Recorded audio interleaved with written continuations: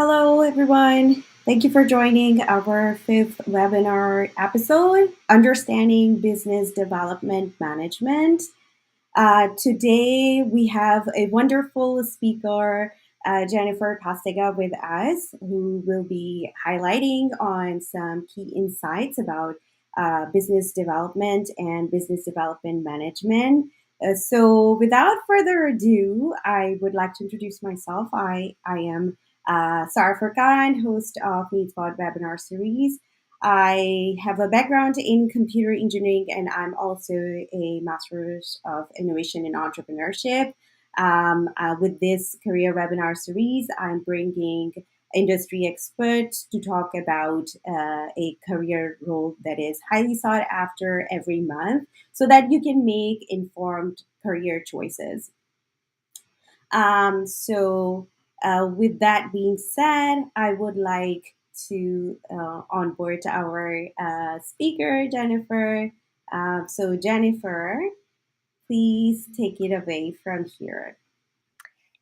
Thanks, Sarah, and thank you everyone for joining on a Sunday. I know there's probably lots of things that you could do on your Sunday afternoon, but we really appreciate you joining, listening in, and hopefully asking some questions and getting some clarity on business development in this type of a role.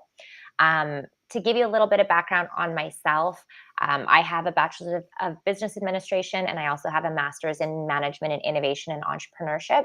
And I've been in some sort of a sales role for the last 5 years or so throughout my career.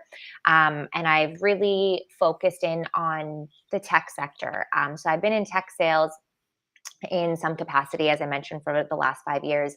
But there's a couple of things about myself that have made this career choice a really positive choice for me and a really good fit for me.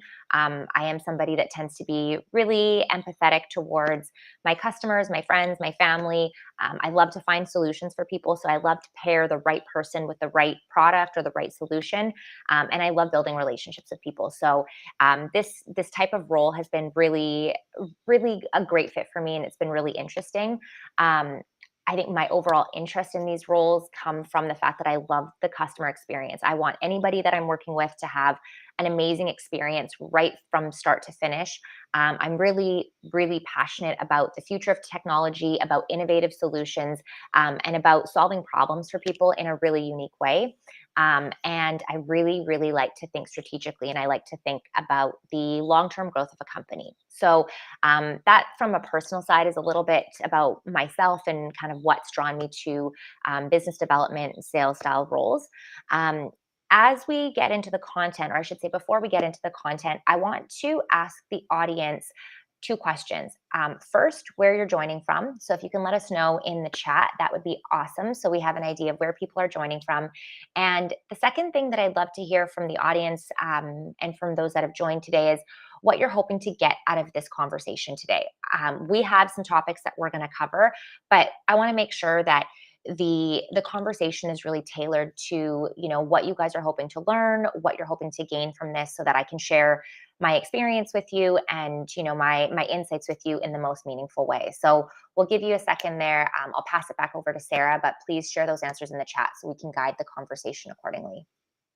Thank you so much, Jennifer, for introducing yourself. And first of all, thank you so very much for coming and joining me here this event.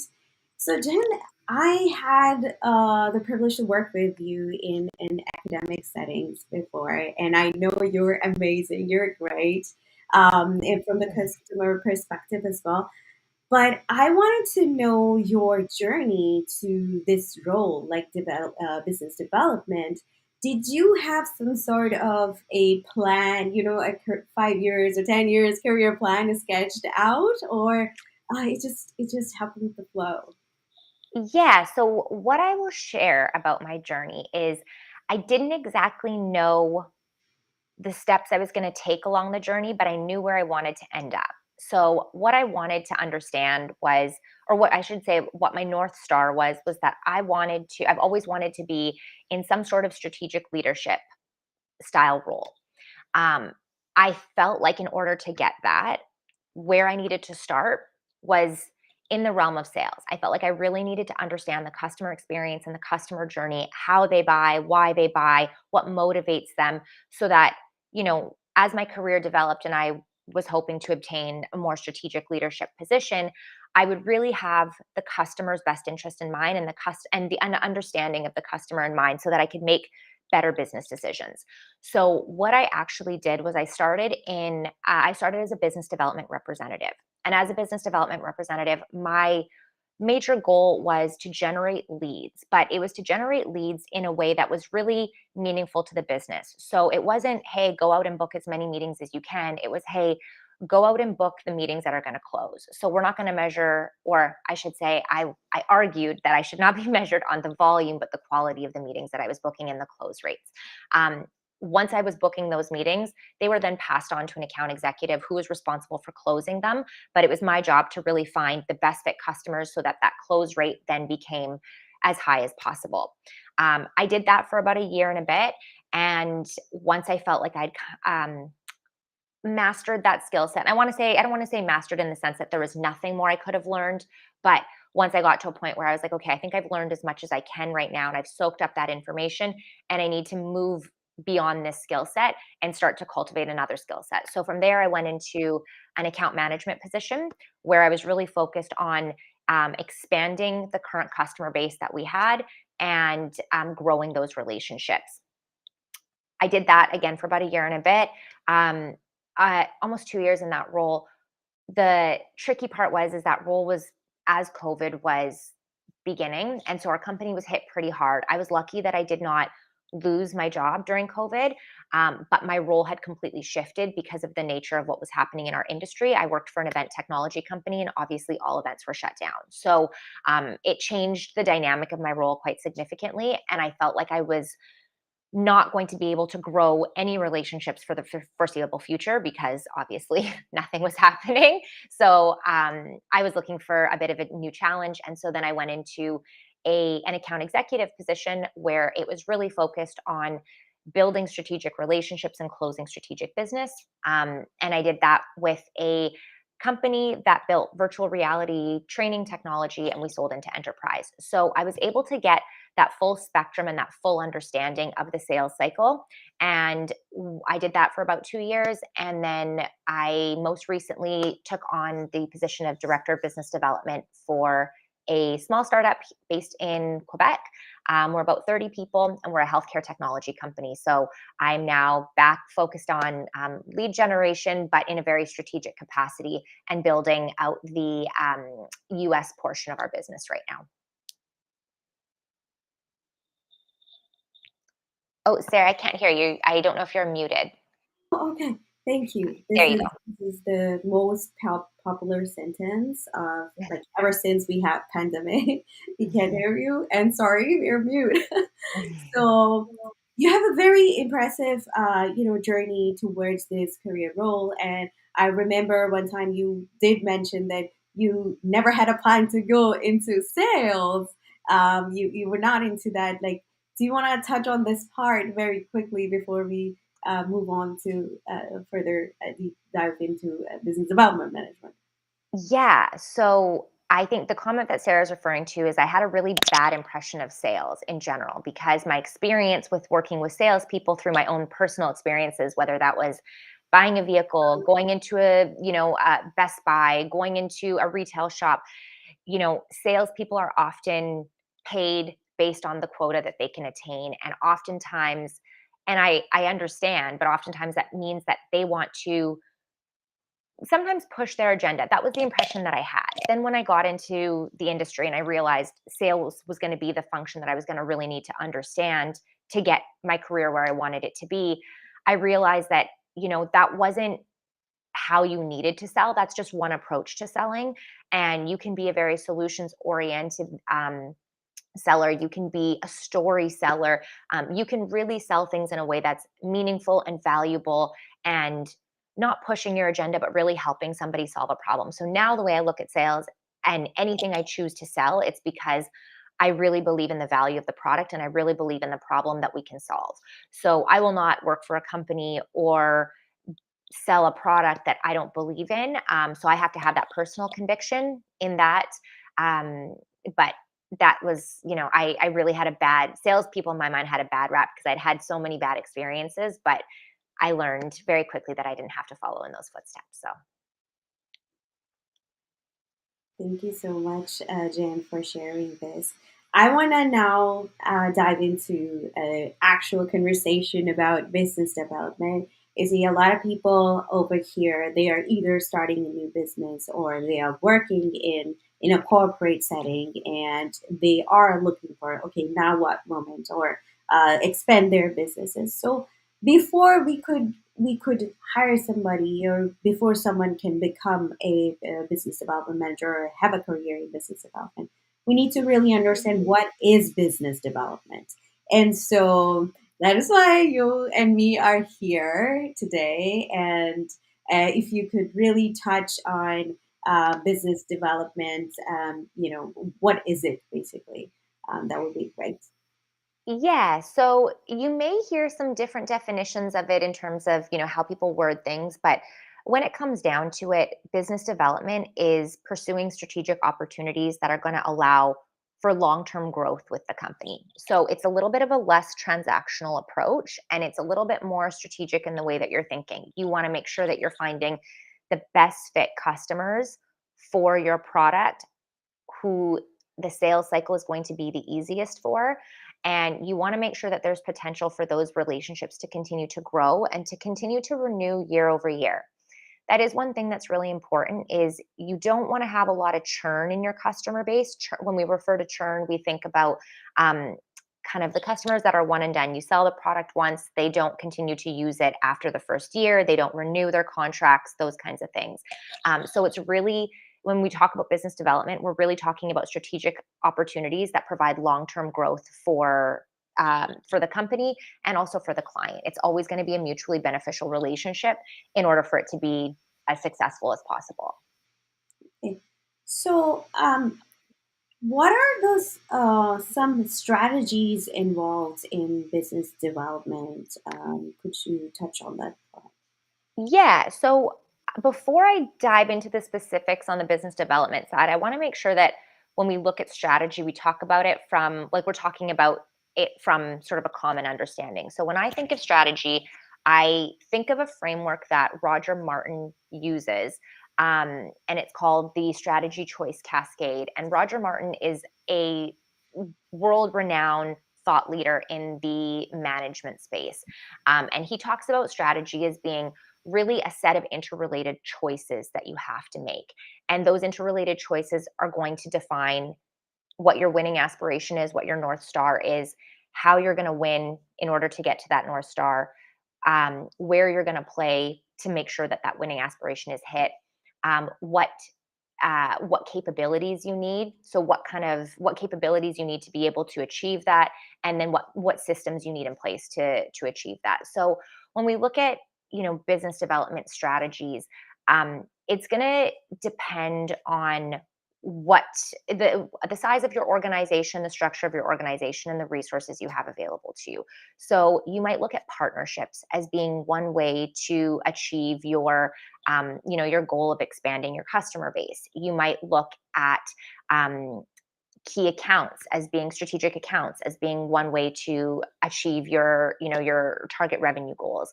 Um, there's different ways that you can look at it, but it's really, I think, what's the most important when we're looking at business development opportunities as a whole. It's that you're selling the right product to the right customer at the right time. And there's the opportunity for that customer to continue to use your product over time, to continue to renew that so that you have annual recurring revenue coming into the business every single year. That means that you complete the sales cycle once, and every year they continue to buy your product. And that just allows for your company to continue to grow and prosper. Not every product is going to, fit that mold, but in the sectors that I've been working in, that's really important is that we have that kind of recurring revenue each year. So, as I mentioned, partnerships might be one way to do that.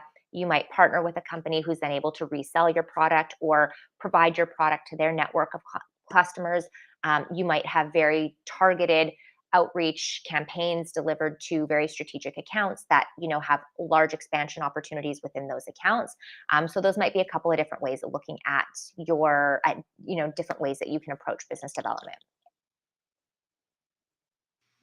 So, for example, if you can give example of the right strategy in terms of, a certain kind of business, if you can touch on that part. When I can think about, okay, I can think about the concepts of, the strategies. Okay, I'm building this and this, these are strategies. But if I have to really think about one sector, one industry, just as an example, what would be the right strategy? Yeah. So again, I think that answer is going to vary depending on your product, depending on your industry, and depending on your customer base. But I can give an example of a couple of different business development opportunities that I've seen work in the past. So I'll start with one. I'll start with my previous company where we were selling virtual reality training into enterprise organizations. Um, we were under NDA at the time. I no longer work there, so I don't know if that's still the case. So unfortunately, I'm going to just play it safe here, and I'm not going to share the name of the company. But I will say it is a major company that you use to buy things online at all times. They have super fast delivery. You can probably figure out who the online retailer is. We'll call them that. But they had a partner network within their ecosystem. So what we curated was a partnership with them where we were able to be embedded into their internal ecosystem. And that way, anybody that was a verified buyer on their platform, and they had an ecosystem of hundreds of thousands of these buyers, anybody um, that was certified to buy through their platform would basically have access to our product. And so they wouldn't actually have to go through a security review or a deep dive into some of the legal technicalities. We were able to bypass some of that, and we were able to get access to a whole network of customers through this one platform that we otherwise would not have had. So that was very strategic for us because that allowed us to invest our resources into developing this partnership, and then they took care of the marketing of our product on their platform. They took care of a lot of the developing the business once we were on our platform. So we basically focused our resources on developing the partnership, and then they took care of developing the customers within that. So that was really, really successful. That I mean, I think that's pretty common in a lot of technology-based businesses. We're doing the same thing in the company that I work for now. We're looking at having our product listed as a verified solution and again, we're under NDA, so I'm a little cautious of how I talk about the companies, but we're able to be listed on those platforms, and then our company is advertised to all of all of that channel partners' customers. So those have been really successful partnerships that have produced a lot of fruit. And again, we're thinking from a strategic concept where how can we invest this littlest amount of resources but make the biggest impact? Um, Another thing that works really, really well is key account selling or kind of strategic account selling, where we highlight this is our target market. This is where our solution is going to do the best. These are the types of customers that our solution will do the best for. And then we create really targeted, personalized outreach to those specific group of accounts, and we're able to kind of infiltrate those groups of accounts. But there's very specific criteria that we highlight, and we make sure that we are staying very, very focused and really keeping our eye on that sort of end goal being, we want to get market share within a specific industry. We take less of a generalized messaging and our product is good for everybody approach. We take a highly personalized and focused approach there. Does that answer your question? It does. It does actually, Jen. Thank you so much. I want to know one thing. Like, let's say I do have these strategies in place, and I know like what I want to build. Let's say like this is something that I want to build. This is something that kind of business I want to do. How do I identify the right opportunity? Basically, okay, yes, this is the right opportunity for the business or a successful business. Yeah, that's a great question. And I think what the approach that I've always taken with my teams and, with the companies that I've worked for is before we start going to market, we have to understand our market. So before we say, hey, partnerships is what we want to focus on, we need to understand the market that we're trying to play in. We need to understand how those customers buy, where they buy, why they buy. And then we need to identify, okay, does it make sense to go through a reseller, or does it make sense to go to these customers one by one, or does it make sense to go to events and get FaceTime with these customers, and like where am I going to make the biggest impact?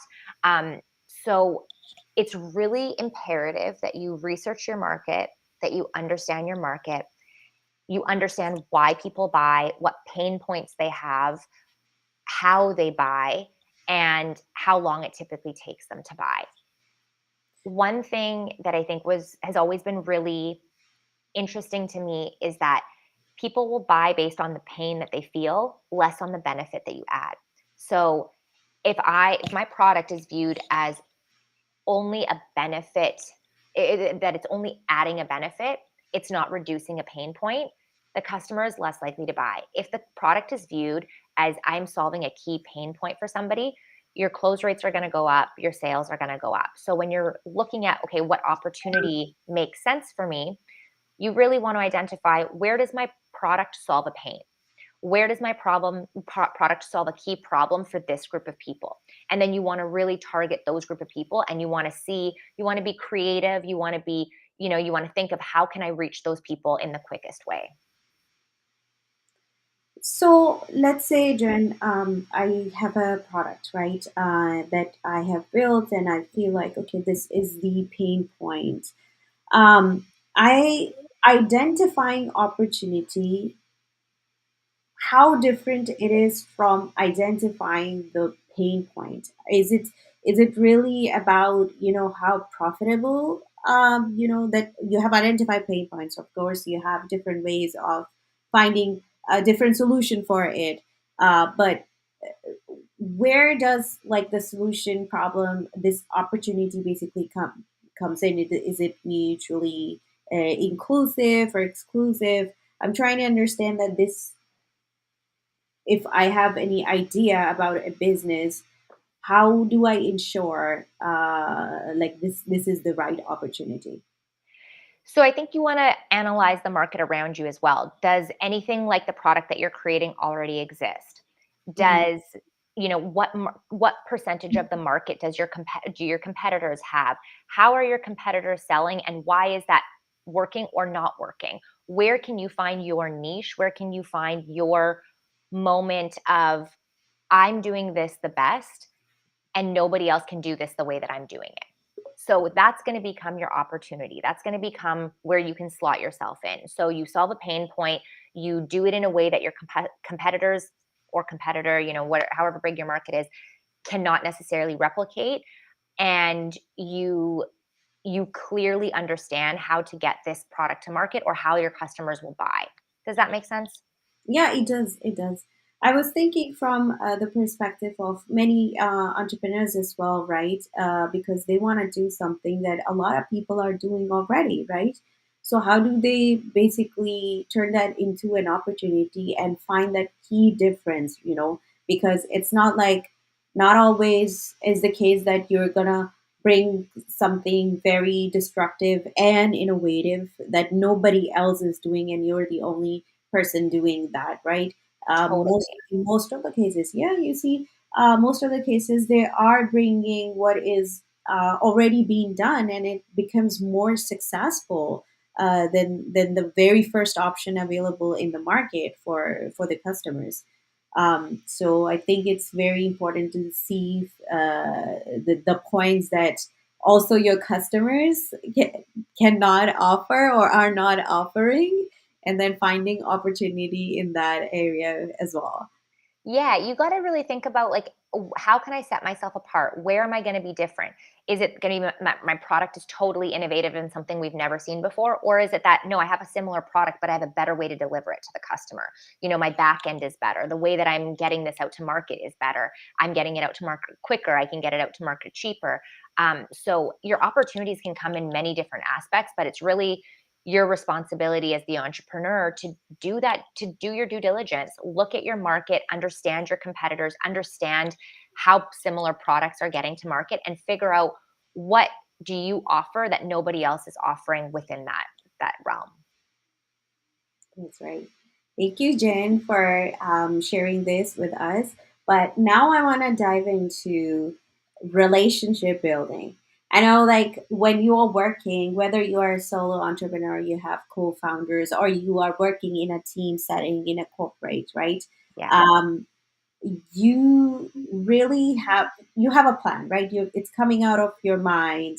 Maybe you're doing market research and all of those things, but you can't do it all alone without building relationships, right? External or internal relationships. So what kind of, in the domain of business development, what kind of relationship are important, and maybe touch on the points, like, obviously the different types of relationship available. Yeah. So I think you mentioned two keywords there that I'm going to touch on: internal and external. I Hmm. think sometimes when we get into sales roles, whether that's a closing role, whether that's a business development and account management role, like whatever function you're doing, sometimes we forget that our customers are internal and external. We can really focus on the external, but we need buy-in across the organization to make sure that our initiatives that we're selling or the solutions that we're proposing, can actually be delivered on. So we'll start with external. Of course, it's incredibly important to build relationships with your customers, but it's important to build relationships in a business development capacity. It's a lot of lead generation, right? You're creating opportunities for the companies. And so you want to make sure that you're talking to the right people within the organization that you're trying to build the relationship with. You want to make sure that you're talking to people that have buying power. Oftentimes that sits at the director level and above. Um, you can build relationships with people that will champion your product and have influence internally, but you want to totally understand your ecosystem so that you're building relationships with the right people. The other key thing with that is you also want to build relationships with people that may end up blocking your solution. As you go through the sales process or the sales cycle, you may encounter people that, you know, come to a bit of a standstill in terms of moving the decision forward. And so you want to make sure that you're building relationships by listening, by asking questions and getting curious, and really trying to solve a problem for somebody in a way that they feel that their needs are being met and that they are being heard. At the end of the day, we're all human beings. It doesn't matter what we do for work. It doesn't matter what our positions are. We all want to feel heard. We want to feel valued. We want to feel like we're important. And so you want to make sure that each person you come into contact with, you do kind of give that respect, and you do take that time to understand what would be preventing them from moving forward or what would motivate them to move forward. So on the external side, I would say understand the ecosystem and all of the different players that are going to influence a buying decision, and make sure you build your relationships accordingly. Internally, it's really important to work cross functionally. Sometimes we can get siloed in our own job functions, but True, true. I've found it incredibly helpful to build bridges with product teams, solutions teams, finance teams, marketing teams, because at the end of the day, we want to all be going in the same direction, and you want people to be bought into what it is you're proposing. So I would say internally and externally are both extremely important when you're building, when you're building out your pipeline and you're building out your opportunities.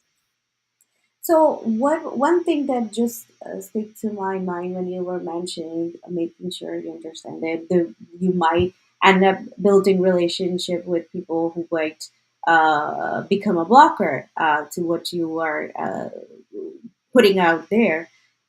Just tell us an example. What would it look like, so that people have better understanding of it? It just doesn't mean that you're just onboarding everyone. Relationship building doesn't mean that, right? Just onboard anyone who believes like, oh, okay, yeah, I would like to be part of it. But how can even those people become a blocker in professional setting? What do you think would it look like? So I'll give you an example of a scenario I had at a previous company where we had sold a pilot product to a customer, a very large customer who was testing it out. Part of their team was super thrilled with it. There was one solutions guy who was really, really technical and really trying to dig into the product and was putting up a lot of resistance to things that the product was doing. From his technical background, he's like, I want it to be able to do this and this and this and this. And so initially, the team felt very taken aback and they were like, speaking internally, they're like, why does he want it to do this? Why, this is the way the product is supposed to work. It was becoming a bit of a stalemate because he was pushing back on our team and our team was then in turn pushing back. And so what we had to come in and say was, okay, yes, he wants the product to function in a different way, but why does he want that? What are the goals he's trying to achieve? When we started to have these conversations with him and really pull back the layers, he really started to open up and say, well, I want it to do this because this is what I'm thinking long term. This is how I want the product to expand. And this is where I want to take it to my leadership team and say, this is what it can do. This is where it can go. And so then we were able to work with that and say, okay, can we make a plan for you to present to your leadership team that this is what the product does to date. This is what we can commit to as a product roadmap so that we can get you guys to where you want to be. But because this is only a pilot and you're only investing X amount of dollars, it's not work that we can take on right now without a longer term commitment. So we were able to figure out some of his pain points, figure out how we could meet in the middle where we could say, we're happy to commit to this once a longer term agreement is signed. And this is how we can get you there. And these are the steps that we can get you to. So it took a little bit of work. It took a little bit of solutioning on our side to see how we can maybe get some of the easier things in a little bit quicker, but still make him feel confident that we were able to get some of the bigger pieces in, by presenting him an updated roadmap and those kinds of things. So he was really bad mouthing us internally to his team because he wasn't getting what he wanted. But once we were able to bridge that gap with him and find out what his sort of longer term goals were, and we were able to show him that we could help him meet that, we were able to bring that wall down a little bit. So those are the kinds of things. And he was going to his discussions internally would have prevented the project from moving beyond a pilot project, which would have been a huge impact to our company. So we had to understand that and figure out how we could work around it, as an example. Yeah, it is like that most you can say technology solutions or technology opportunities that needs to be implemented later on. And I've seen like in my like tenure as well, and it's not just about okay where it is happening or which company it is. It's just that it does happen. And there are business requirements that business stakeholders are coming up with. We need to build this. This is the opportunity we found. This is the pain point that we need to solve, frequent or not, those kind of things. But when it comes to really implementation, where we really want to execute this plan, most of the blockers comes in. And in terms of people can be obviously one of the blockers. It could be lack of or limited technological advancement or all those kind of things. But the key is, and obviously extraction from your points as well, is to know how to mitigate that, right? And how to actually find a solution to first fix and take out that blocker. And I really like the fact that you try to understand where this person is coming from, rather than just listening to okay, this is not happening, right? And or going any other way, or just removing the blocker and then going with the plan, right? And I like that the part where you are onboarding the blockers, removing in such a way that they also get on board, makes it so much easier to execute the plan. So that's really great, and it's also very important. So yeah, sorry, you were saying something. No, no, it's all good. Okay, so coming from that point, planning and execution, right? I really want to understand what would be your key tips. You have all the strategies in your mind. You know that you have found the opportunity and it's the right opportunity. We have built the relationships. We have removed the blockers, right? Now it's time to execute. And like I said before, this is like previously when I was also getting onboarded with entrepreneurship. You're bringing with entrepreneurship, you're basically bringing new things, right? It's not Yeah. like you're in a safe a zone in a bubble when you're working in a large corporation and you just have to do what you're told. So I think what I found is the most difficult part where I'm planning and planning and planning, and then it's time to execute, and it's not really executing, or it's executed in a very wrong way. So, what are your thoughts on that? Okay, so I have a few thoughts on that. The first thing I'm going to start with is you need to make sure that your implementation actually does align with your overarching strategy. And you want to make sure that you're really focused. One thing that I've seen in the startup ecosystem is that it's often, it's not like in a large corporation. I know we're going to talk about this in a few minutes here, but you're not protected by a lot of other things. You're very exposed in a startup world. So revenue can be very hard to say no to. But I've seen many startups take on bad fit customers, and it eats up our resources and it eats up our time and it eats up our ability to stay on track. So, what I would really say is my biggest point and my biggest tip is to always stay focused and make sure that you're comfortable making trade offs, because you may have to say no to some things, even when they might feel like, okay, I might like to explore this, but like, is this the best use of my time, energy, and resources? If the answer isn't no to all three in a startup world, I would say pass on that. In a larger corporate setting where you have a little bit more flexibility and a little bit more room to breathe, you may have that. You may have that privilege. In a startup world, I've seen that lack of focus really be the difference between companies that can scale and companies that can't scale. When you actually get to the execution, like the planning and execution, stages of it, so you've got your strategy, you feel like you can really focus, stay on course and find ways to measure that. So, one thing that I like to do is I like to try things and I like to give them maybe 3 months. So, right now, I'll give you an example of that, a tangible example. Right now, I'm looking to build out our US based market for the company that I'm working for right now. I'm doing that industry specific. So I'm giving myself 3 months to build out. Right now, I'm working on oil and gas. And so I'm coming up with all of these different ways that I'm hoping to penetrate the oil and gas market within the US. I'm taking a very strategic, very systematic approach to that. And I'm evaluating that, week by week, month by month. At the end of that 3 months, I've set a number of KPIs in place where I can say, okay, that's successful and I should keep going with this, or I'm not getting the traction that I need.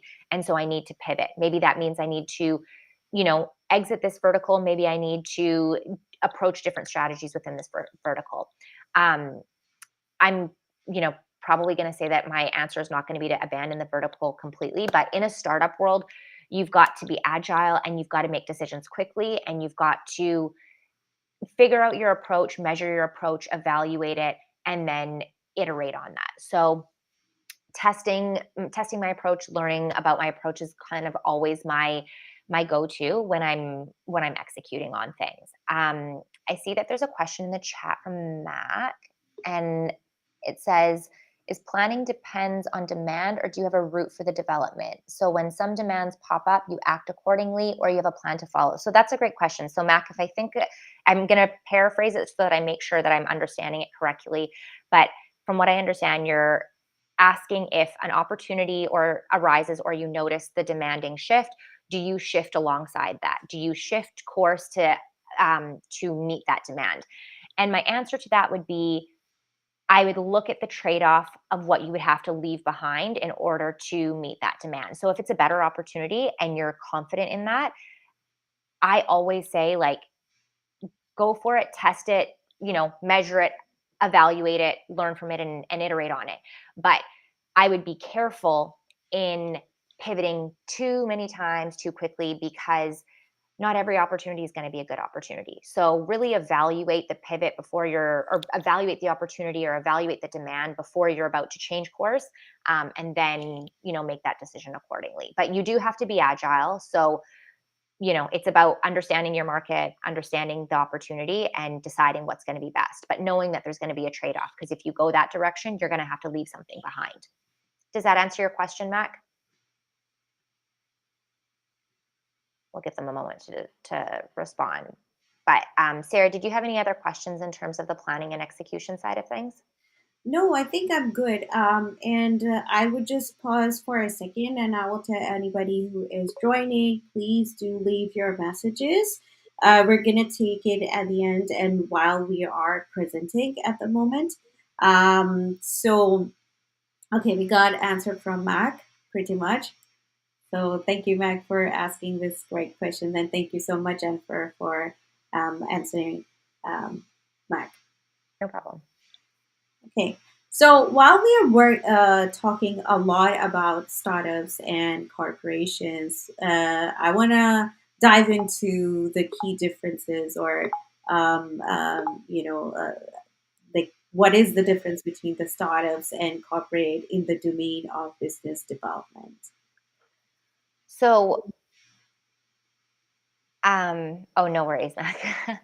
um, so what I would say is startup versus corporate. Startup, you're going to be wearing many hats, and you're going to have far less resources to do some things that are probably so you're to complete some very high expectations. Um, in a corporate setting, you have more structure, you have more support, you have more resources, and I'm not going to say it's a more comfortable role, because each of them present their own challenges. But my biggest takeaway from both sides of that coin have been that in the startup world, don't expect things to be done for you. I'll give you another example.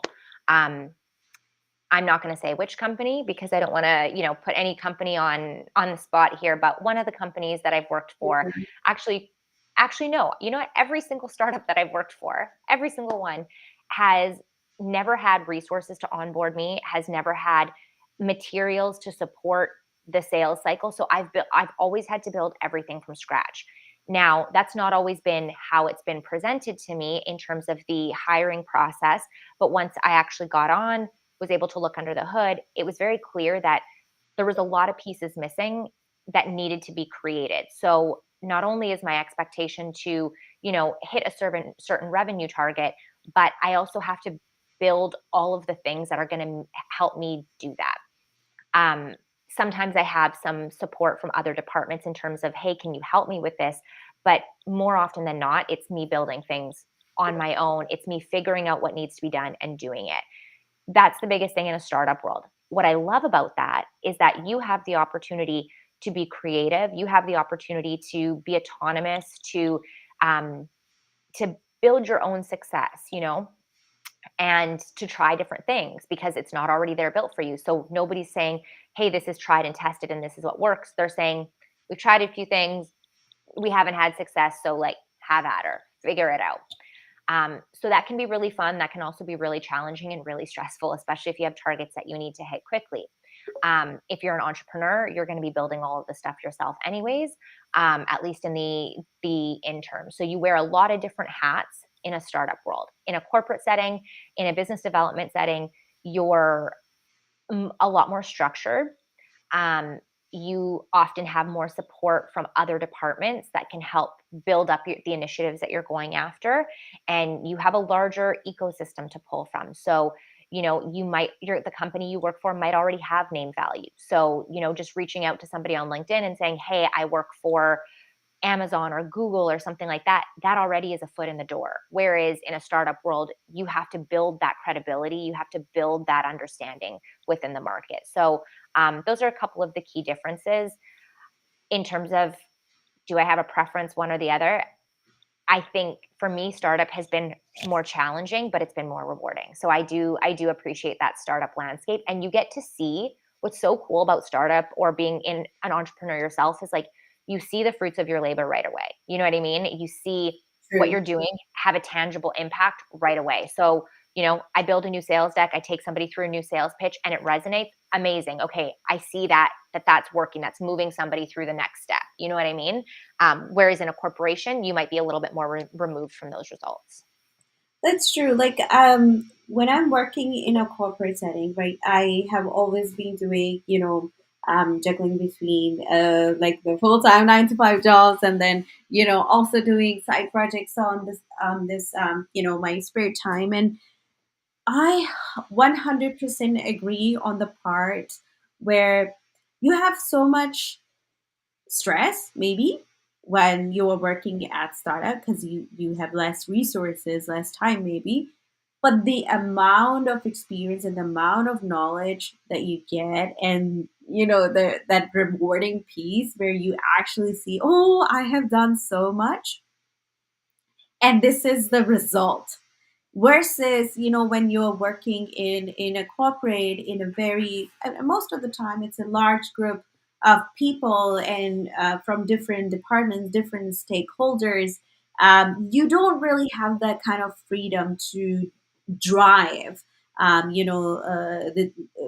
say an example of sales, and the way you want it, because you have, you can say, blockers, right, that we discussed, a lot of things that are coming in, and it's good in one way that you have so many different perspective. You're not just yourself, and you're thinking about it and then making mistakes and learning from that, but sometimes you have a lot of people that are already experienced and working with them. You're in a safe zone, like I said earlier. They have money, you have money to spend, even if it's a failed project, it's okay, right?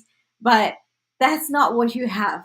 That kind of freedom you don't have in a startups, and you have to go the right way. And then it's not always the right way, but then again, it's great. So I've always been fascinated about the fact that if you have to do um, everything yourself, you can't do that. Even in the startups, at one point you really need to hire people or get on board with the sales and marketing teams. And to so my question is, when do you think is the right time to onboard someone in the business, of someone to assist you?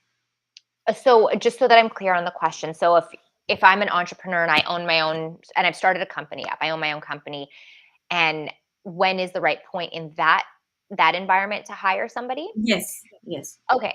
So I think it's really important to understand what your strengths and your weaknesses are as a founder.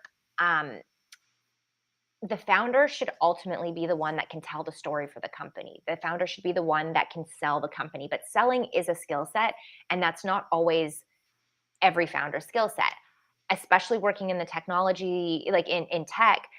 A lot of the founders that I've worked with had been very technical, and they have not been the most people oriented selling style of CEO.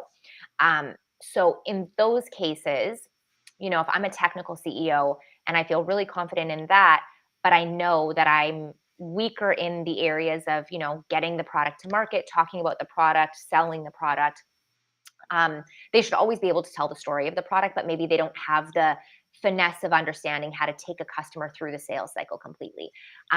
That's when I would start looking at how can I delegate to make sure that I'm compensating for some of my weaknesses. Of course, you have limited resources in a startup, so you have to weigh that against, what capital you have access to, what your goals are. Um, but I would really say that hiring somebody to take care of the business development aspect of the business is a crucial responsibility within the company. And you want to make sure it's the right fit for the company that you're trying to create, the right fit for the company culture, and whatnot. But it is a crucial role, and so I can't say like at month 2 you need to hire that person, but if that's a skill set that you feel like you are lacking as, a leader in the company, then you absolutely should be bringing somebody on board that can offset that, because that's what's going to really help your company grow. And Jen, I really resonate with the part where you mentioned about there are CEOs that are technical, and I'm very technical when I'm thinking about businesses. I know my strong points are, and especially technology businesses, right? I know my strong points are that, and when you mentioned about the story, yes, I believe very comfortable sharing the story. Like, what's the story behind the brand or the business itself. But when it comes to the execution of the sales cycle, I feel like maybe I can, because no, yeah, I do have those concepts. But if I can onboard somebody, I think it's gonna be so much faster because they're really focused on that part. They know what they're doing, rather than you being the CEO, the CTO, the everything, right? And then really making the process slower, rather than much faster when you have help available. Now, my question is, I for example, let's take my example, right? In this setting, I'm being the CEO, I'm being the CTO, right? And I'm great at storytelling and everything. But I know that I do need to hire somebody, right, in the business development. Hmm. Am I focusing, or should I be focusing on, because I'm not sure, okay, which person do I, or what role should I open? Like my very first sales role, let's say, right? Do I need to hire a business development manager? Do I need to hire someone else like an account manager or a salesperson? That part, if you can touch, like what kind of role, what kind of value that particular role in the sales will provide to someone who is looking forward to hire, on board in their team. So I think you need to understand what the goal is that you're trying to accomplish. So business development is really focused on the growth of your business. Hmm. It's focusing on developing, strategic relationships that are going to bring in positive revenue opportunities for the company and allow, your company to grow. An account manager, if you're hiring an account manager, you're hiring somebody to manage the existing book of business that you already have and expand that book of business that you have. If you're hiring an account executive, you're hiring somebody to close the business, like to close brand new business. If you're hiring somebody that is just focused on lead generation, you're hiring somebody to just bring in leads to that business. In a startup, sometimes your roles blend. I've done in the past, I had an account executive role that crossed over into an account management role because we didn't have an account management team. So I kind of did both functions. In the role that I'm in now, I'm a director of business development, but I'm still doing lead generation every day. You know what I mean? I'm still trying to find opportunities for the business to grow and develop those relationships. So I think you really need to understand, what is it that I'm trying to do? Is it that I've got a great customer base and I want to expand that customer base that I already have? Then I need an account manager. Is it that I need somebody to close a funnel of leads that I have, a pipeline of leads that I had, then I need an account executive. Is it that I want someone to develop strategic opportunities for me and, grow our revenue? Then I want a business development manager. Does that answer the question? It does. Thank you, Jen. Thank you so much. Because this is most of the time, kind of like a struggle, whether sometimes, the business owners, especially when they are sole, owners, there is a time that where they need to expand, right? Whether or not, or let's say like there is a CTO, CEO, you can't do everything yourself, right? Even though you have limited resources and you are doing at first, everything by yourself.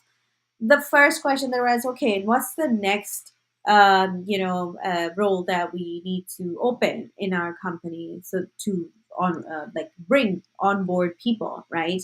And sometimes there is a lack or limited, knowledge, in terms of like team members combined, Yeah. in technical, right? So they're thinking about, okay, is do we need to bring a CTO, or do we need to bring, like an architect or something like that? And this is a big question. And likewise, when you are very technical, even though you know the story and all, you are thinking about, okay, who's the next person I should bring in, right, Yeah. from the business world, that could really help me drive, take this startup like my baby to somewhere else, right? And it's not always the CEO, right? It's not always the founder. You need to know the right role. And I think, what I can take from here is, yes, you can hire, someone in the sales role specific to what you are looking for. But then again, if you are a startup and you have limited resources, they can do more than one thing for you. But you have to be very, like, clear on, understanding what you need. Yeah, and that's the one thing that I would caution with having people wear so many different hats. That can be exciting, challenging, but also demoralizing. People can feel like I'm getting all this work piled on me that, is not, I wasn't expecting that. And that can not bode well for company culture. So I think when you're hiring, you want to make sure that you have an understanding of what you need, even if you have to go, outside to your network and say, like, hey, these are the problems or these are the things that I'm trying to solve for my business. What would your recommendation be? If you don't know what that would be yourself, if you don't have that clear path, but I would try to get clarity on that before you bring people on board so you can set people up for success. Thank you so much, Jen. For we are a bit over time, but I think that if that's okay, I want to actually, dive into, the role itself, development manager role, business development manager role. So, um, what do you think, in your opinion, is the ideal candidate, for a business, like as a business development manager? Because if you think the companies are hiring, whether or not they are corporate or the startups in general. Yeah.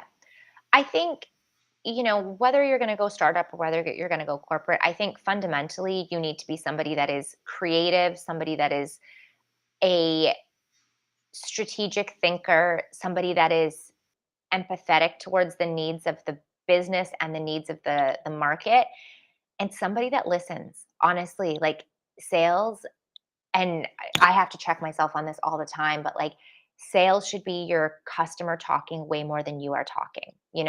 You should be asking questions, getting curious, staying open, trying to find solutions for people rather than saying, this is my product, this is why it's so good, this is why you need it, take it. Like you really want to invite people in and you just want to highlight, hey, this is how it solves your pain, and then people will, they will put themselves through the sales process. But I think it's really important to be somebody that listens, be somebody that um, is open to finding new ways of doing things and is excited by that. I think I would, always encourage people to find roles that they enjoy and that they love what they're doing, so that way it doesn't feel so tedious every day at work. And if those are some of the qualities that you have, I think that this role would be, an interesting fit for you. But outside of just the role itself, is the company a good fit? Is the company culture a good fit? Because all of that plays a part into your satisfaction with your role as well.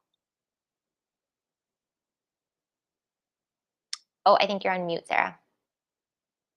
So I want to know, what do you think, in your opinion, are myth about the role, business development manager? One myth.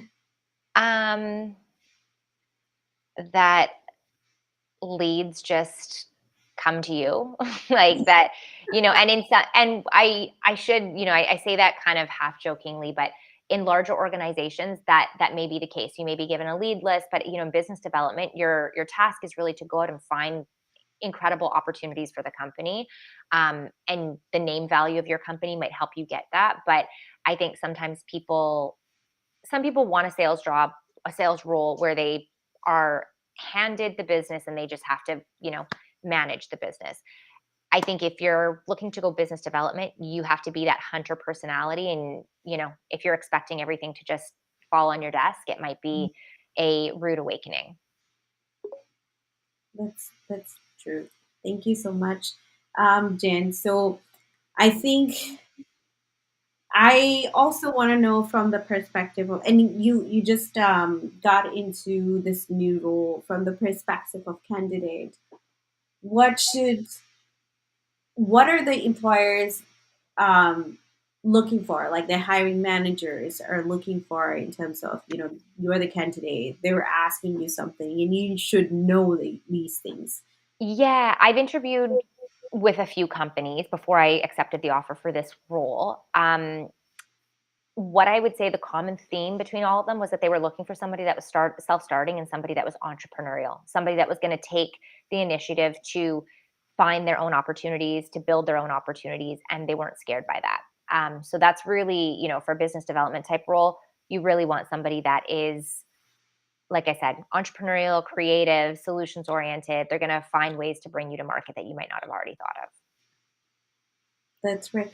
And so, in terms of, candidates, what do you think is, the role look like in the day of that business development manager, a typical day? A typical day is going to Mhm. involve filling your pipeline. So it's going to involve looking for new leads, massaging the leads that you already have, um, continuing to build the relationships. I think the days don't look necessarily exactly the same. If I have an opportunity where I need certain materials for, I've got to figure out, okay, I've got to build that or I've got to outsource that somehow. Um, I've got to figure out, maybe I've exhausted the leads in my current pipeline. I need to go out, and continue to fill that.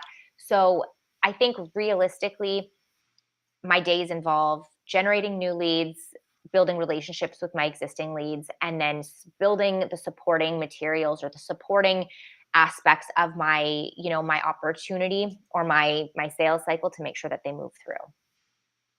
Okay, perfect. So, Jen, thank you so much for staying so long. We are a bit over time, so I would like to wrap it up with please tell us tips and advice and suggestions on what to look forward to as a candidate who is looking into this role. What you can look forward to is a really stimulating opportunity. It will challenge you creatively, mentally, sometimes emotionally. But the thing I think that I find most rewarding about the job is really finding those partnerships or those opportunities where you're really solving a problem for someone and they start to see the value of it. Their life is made easier by working with you, by the product that you've offered to them. So I think for me, that's the most rewarding. You really feel like you're helping people. Thank you, Jen. Thank you so much. And I would like to say, everybody who joined, thank you so much for joining. Today, we learned a lot from Jen about business development management and business development in general as well, because it's important to understand that and what are the roles available in this domain so that you can make informed decision about your next career choice. So thank you so much, Jen, for joining me today. It was such a pleasure to talk to you and gain some valuable insights. No problem. Thanks for inviting me. And if anybody wants to reach out, you can reach me on LinkedIn. Sarah, I don't know if you have my information up on the slides, but Yes, Jennifer Pastega on LinkedIn. And I'm happy to answer any questions or share any more information about my experience. thank you. Thank you.